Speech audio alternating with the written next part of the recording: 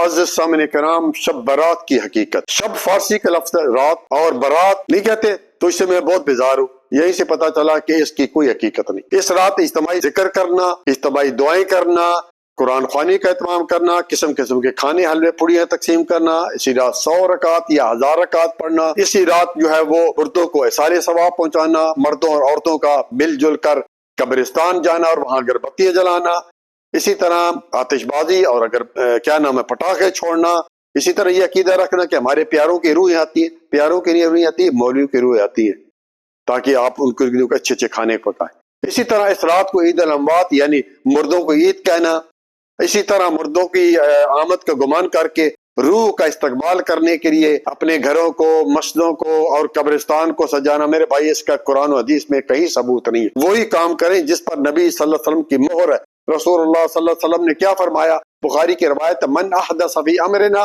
ھذا ما لیس منہ فہو رد، کہ ہمارے اس مکمل دین میں جس نے کوئی چیز ایجاد کی جس پر ہمارا حکم نہیں وہ مردود ہے۔ یعنی آپ حساب لگائیں نا کہ رسول اللہ صلی اللہ علیہ وسلم کو یہ چیزیں نہیں پتہ چلی 1400 سال پہلے، آج ہمیں 1400 سال بعد پتہ چل گئی۔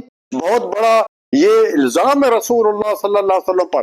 اسی لیے میرے بھائی وہی کام کریں جس پر نبی صلی اللہ علیہ وسلم کی مہر ہے۔